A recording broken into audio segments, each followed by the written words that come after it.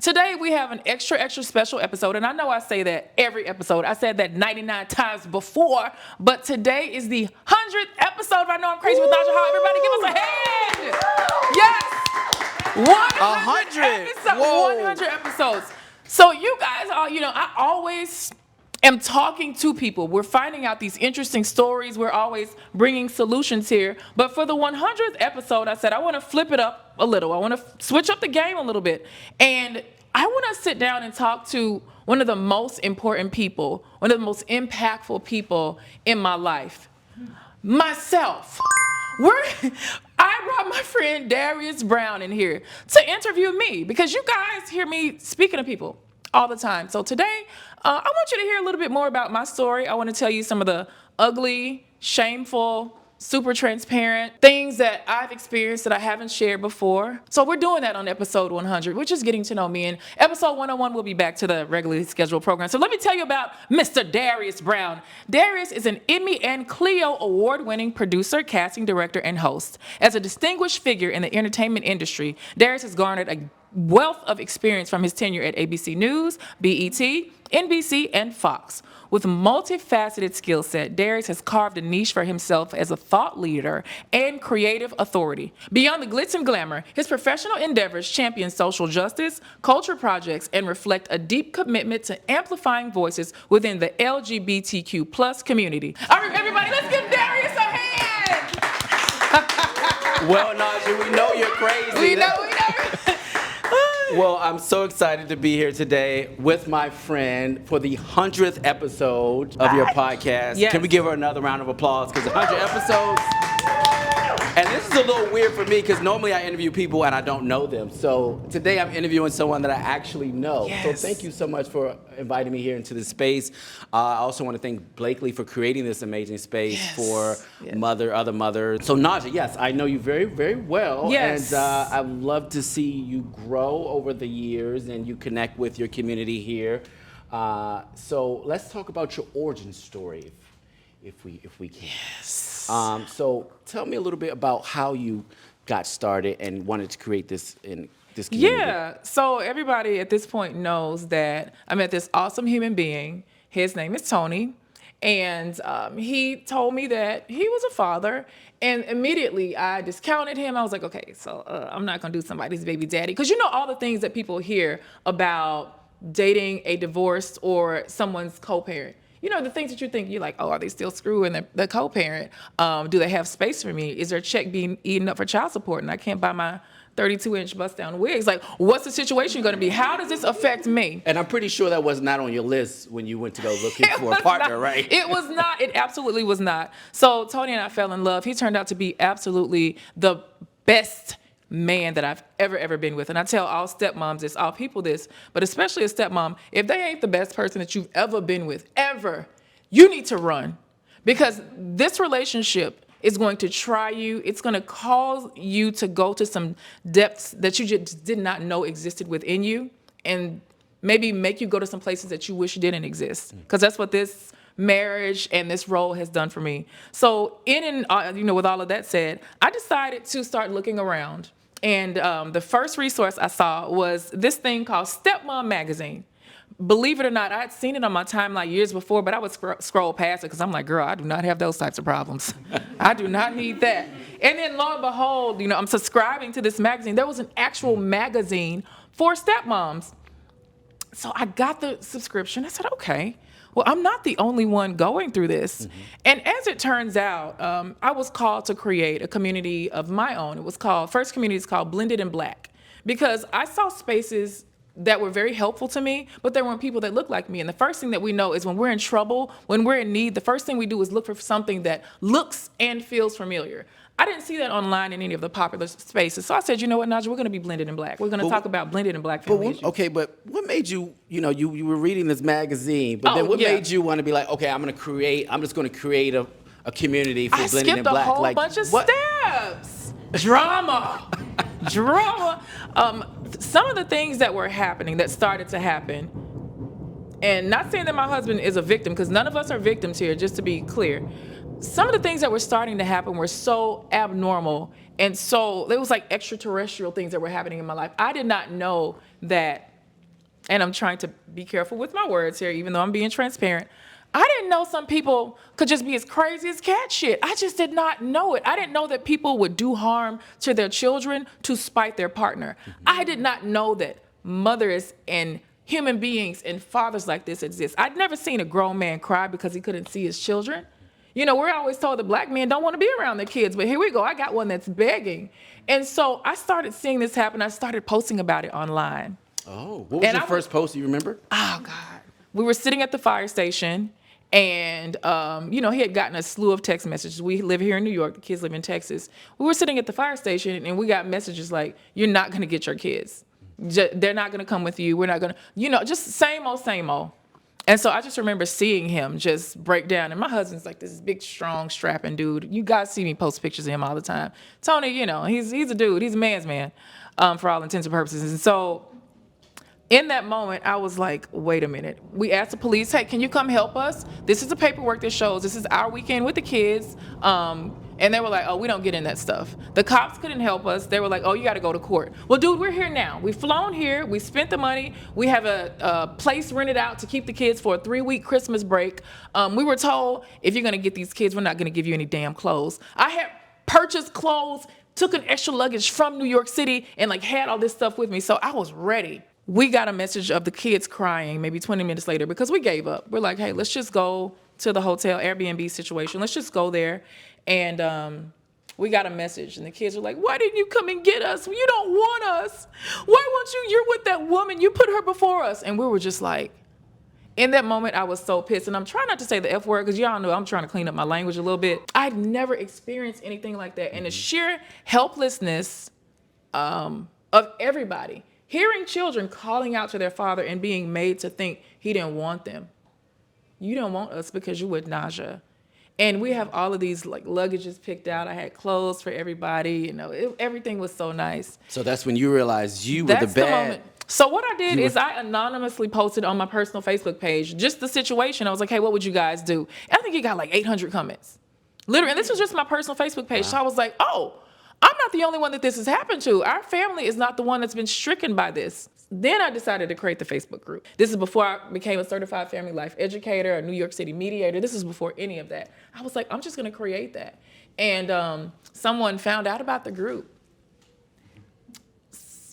My husband's ex and her friends found out about that group, and they infiltrated the group and started sharing pictures and emails and letters and all of these things. It went viral. It went viral. And that's when I said, Naja, you're on to something here. People like drama. They like salacious crap. They like messiness. They like to also know that other people are dealing with the same shit that they are. And that's when I knew I was in a space where I needed to be. But then I went to get certified, and because I wanted accolades. Because people, the group is called Blended in Black with Naja Hall. People were coming to me for advice. I was like, whoa. So I knew that I had a responsibility. So yeah, that's how we created the first group. And you turned that, when you could have just sat in the anger, but you decided to reach out and post on Facebook. Yeah. And then you knew people were out there actually listening. You created Blended in Black. Yeah. And then what happened after you created Blended in Black? I had Blended in Black for a couple years, and that led me to launch my coaching business. I started seeing clients, learning about the business.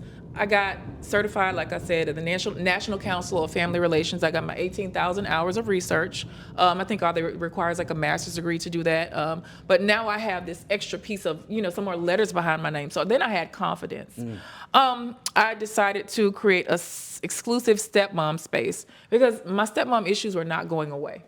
They just were not happening. And I feel like I am in a really good position to talk to women, to talk to stepmothers that are in chaotic situations. The girls that do family Christmas cards with the mama and stepdad and dad and the kids and the stepmom, they ain't my, I'm not reaching out to those girls. I love that for them, but that ain't my story. Never has been. Maybe God can may work a miracle, and it will be, but it's not even 10 years later. And what are the pitfalls, would you say, looking back, that you think most stepmoms fall into, when you have this new modern family? One of the pitfalls, mistakes, fallacies that a lot of stepmoms find themselves sinking into, this quicksand, is you're coming in too soon, trying to do too much. Now, I knew to step back and play cool auntie. I'll tell anybody, just be the cool auntie. You don't have to say, hey, I'm your stepmom. I'm not trying to replace your mother. Just be cool. Because kids always tell you what they want from you. And little kids especially are easy. If you give them a toy and some candy, they love you to death. But one of the things is always keep your mouth shut. Don't give your opinion too much, because you might be coming up behind a family that has been devastated by divorce. I was coming up by a family that had divorce is like the death of a family. So Naja, Naomi Campbell mixed with Beyonce, comes up over here sashaying around, and these people are grieving what they thought this system that they had built was going to be. They're humiliated, they're hurt, they're broken, and I represented this thing that was, number one, not welcome by my husband, but him, now looking back, he was still grieving. And had I known then what I know now, I definitely would have waited to get into a serious relationship with him.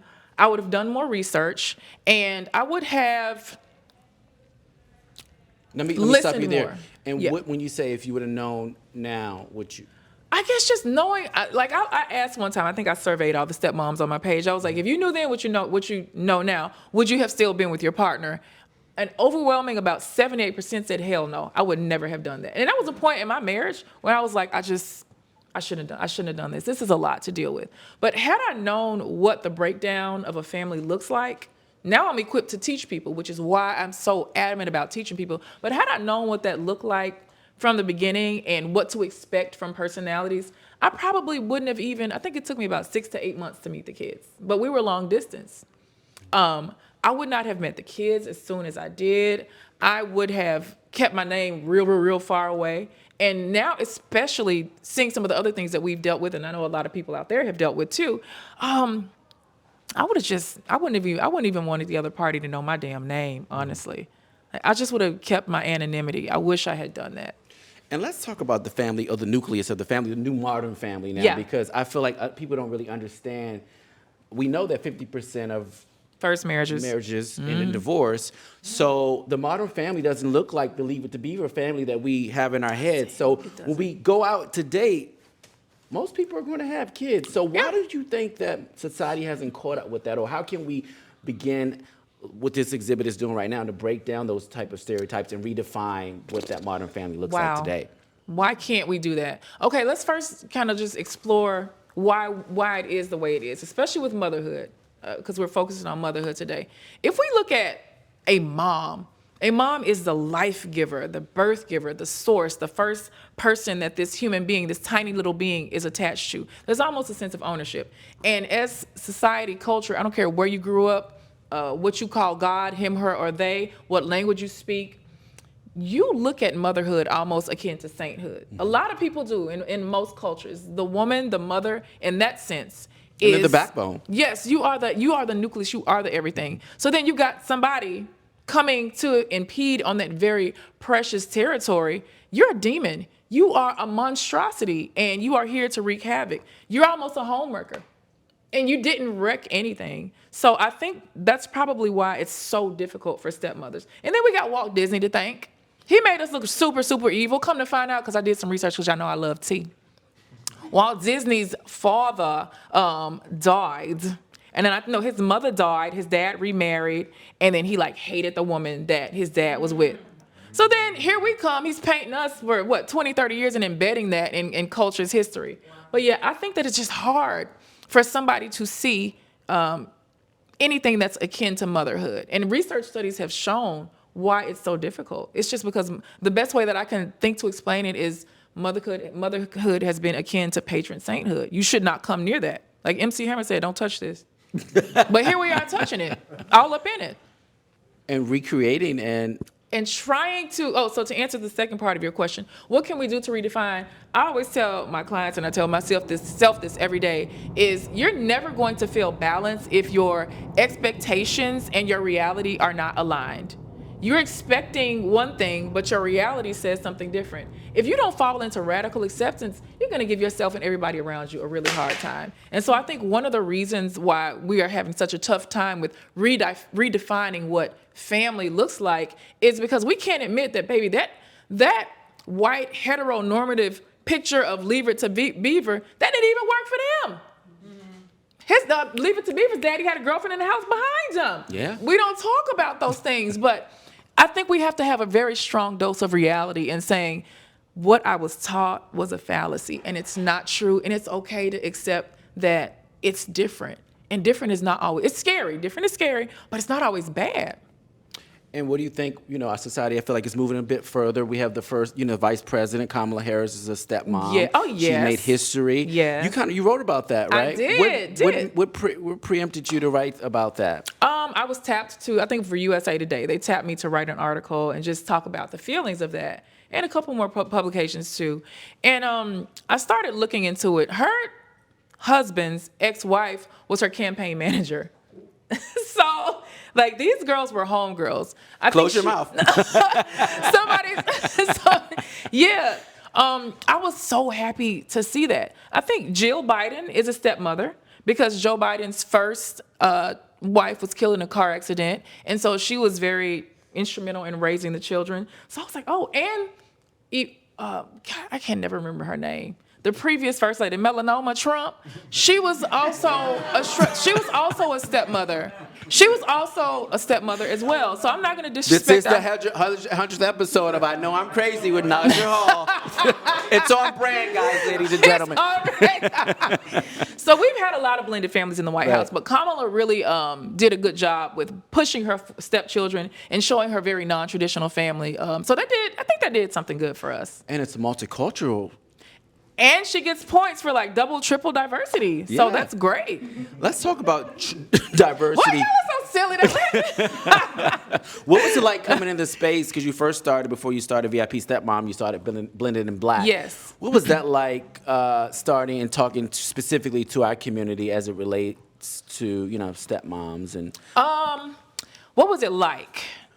People that came to me were not coming to me because they were having a great day or wanted to talk about the newest ice cream flavor. They were coming to me because their life is on fire, or they're about to go to jail, or they're about to lose something. They can't, they're having issues, so they needed expert advice. I find that the people, thank goodness, that approach me, because number one, you got to pay. You know that you're paying for solutions, because that's what I'm all about, is providing solution-based recourse for people that come. So it's not been difficult. I have been let into some of the most intimate pieces of people's lives. I have clients right now as we speak, one that calls me every week from Cairo, Egypt. I have one that calls me from Dubai. I have, of course, clients all over the United States here. And these are men and women of all different ages and ethnicities and groups of love and what they call love. And so I found that we have a lot in common. We are so much more alike than we are different.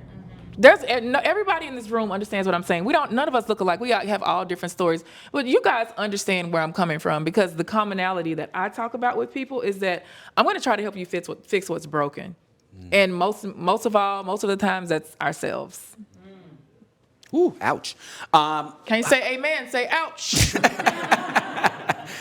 Ouch, right? We all can relate to that. How did your upbringing personally help you to do this work? Gosh. So my mom and dad are still married. They're celebrating almost 40, 50 years. So Nancy and Nate, they're still kicking it, doing their thing. My husband's parents are still married. So we both come from these strong, Black, Christian, sturdy marriages.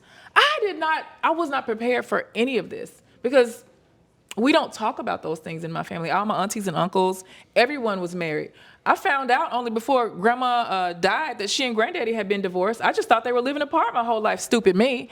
So we didn't talk about these things, almost as if it was point of shame, or it just did not happen to us. So when it started happening to me, my mom even said this to me on the car ride up here, because I was talking to her in the Uber.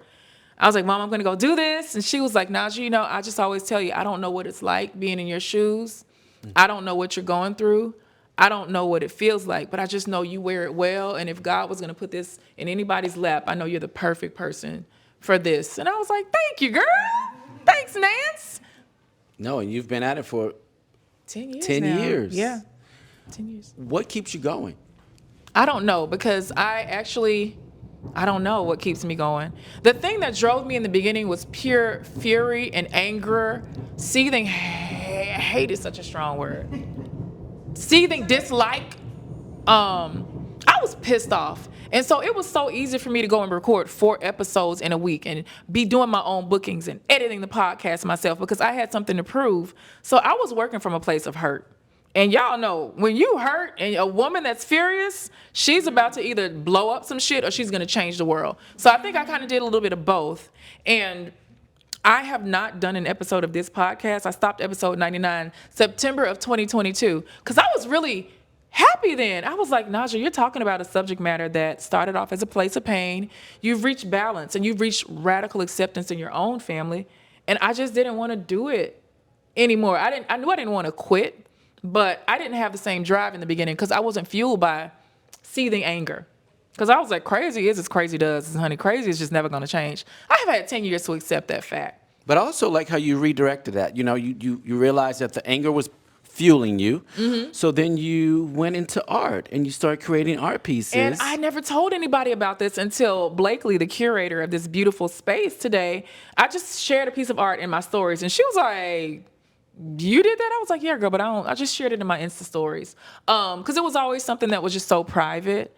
And it's after this, it's still going to remain private. You know, I'll share it with my friends and people that we have a wonderful gallery in our home. But yeah, Blakely, she did stretch me.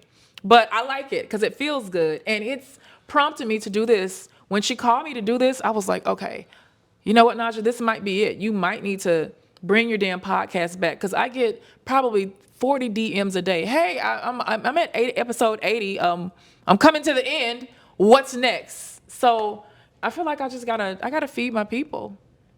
What piece stands out to you the most so that you really like? I know you. How many pieces? So we probably can't. How many pieces did I submit, Blakely?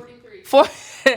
I went kind of crazy because you guys know when I go all in, I go all in. Like I know how to get manic about art projects and then I'll exhaust myself. Wow, that sounds bipolar almost. Hey. Oh, and we should also tell the audience too when they're listening, where they can go and see some of the artwork. Is there a website we can give them? We can share a link here at the bottom because I'm not sure. But there's actually, there's so many pieces that I want to talk about. I think we can, like, you guys probably can't see this, but this is called, you know, the American Gothic photo. There's this family where they have a pitchfork. Okay, so you guys know that. So I'm from Memphis, Tennessee, born and raised, very proud Memphian. So this is called South Memphis American Gothic. And I kind of was channeling what this family looked like from where I'm from. You know, so, you know, there's just so many pieces, though, Darius. Because there's 43 of them. Oh, there it is. Here it is. Yes. So, and we can get into this. We don't have to get into the semantics, but you can't see this lady is holding a heart here. Like that's hers and it's bleeding. This little girl, if we can spend like a little bit of time talking about the pieces, because when I was curating this, I said one of the things that a stepmom feels is that she doesn't belong in her own family. And she has these strangers around her and she's always under surveillance and she doesn't know what these people want from her. So I put in a little girl that would make people stop and wonder. Typically, and let's not even lie, we would say, okay, is this the au pair for this child? But then we see this man right here that looks like they're together. I just wanted to make it show that who is really the odd one out. And it looks like it's her, but, you know, I wanted it to show that. I don't think I'm doing a great explanation. But I think you're doing a great explanation. Okay, I love the way you explain that. Yeah. How stepmom feels. Isolation. Isolation is a big feeling. Helplessness for a lot of stepmothers and maybe stepdads too. And just a sense of what am I supposed to do here? And am I going to be able to be impactful? You that from a listener or someone that you've helped that you'll never forget or that. Oh, is there a story that stands out? There's a stepmom client of mine. She started off as a stepmom client and she's like, Naja, the bio mom doesn't like me. My mother-in-law hates me. So-and-so, this and I was like, okay, so let's teach her how to do these things. Her father, my client, the stepmom, adult woman, her father passes away suddenly. Within a year, he meets Miss Gertrude at church because you know when the man is a widower, y'all know he starts getting pies at church and the old lady start bringing in some chicken and say, Harry, you look hungry. So he got a fiance and got remarried. And this woman became my client again. She was pissed because now she had a stepmom. And I was like, girl, why are you? And she was nasty. She was nasty work to this woman. I mean, sabotaging her, wouldn't speak to her when she went in her parents' marital home, which her mother used to live in. And I was like, well, isn't this the pot calling the kettle off black? And so she and I had to really do the work of, now do you understand why your stepkind's mom felt this visceral towards you? She's like, well, Naja, she's not going to replace my mom. I said, she could never replace your mom. And oh my God, you know, we think step parenting with a living mother is something. Just try to step parenting with a ghost when the baby mom is dead. We'll probably talk about that next episode. But that's one of the more interesting stories of just saying, wow, how this shift has happened and how you are now forced to exercise empathy in somewhere that's deeply painful for you. You're still grieving your mother, and now dad is remarried and you got a stepmom. How ironic. So she's since been able to work through her feelings, and she's learned to play nice because her dad is 85 years old and he's found happiness again. So that's what we could want. So that's another story that sticks out. That's very cool. Interesting. Sorry. What's next for Naja Hall? Naja, what is next for me? We're bringing the podcast back. We have a whole slew of sponsors now, so I'm not going to get tired doing it all myself. We actually got a little bit of money this time to do it. I started a beauty brand because it's really fun for me and I like all things beauty. I'm still going to be writing. I'm still going to be making noise online. And, I'm just praying for just God continued favor and blessings, and I can just say this, even my bad days are good days. So I just pray that I always feel balance and peace, and that's the most that I can hope for. What's next? Anything after that, that's sprinkles, that's extra. That's gravy. Well, we're so excited to have you back. It's been way too long. I know. And to celebrate you on the 100th episode. Yes, thank you. I Know I'm Crazy with Naja Hall on a very special month, Women's History Month. Yes, it's Women's History Month. So shout out to all the women and women adjacent. And you're changing the conversation as it relates to motherhood. And blended family. So shout out to you. I'm so proud of you. Thank you. I can't see what's next. All right, everybody. So listen, that was episode 100. Y'all, woo! We did it, child. No, we did it, guys. We did it. Make sure you tune in this Tuesday and every other Tuesday for your favorite podcast ever. I Know I'm Crazy with Naja Hall. Available everywhere your favorite podcasts are streamed. I know I'm crazy. I know I'm crazy. Naja Hall.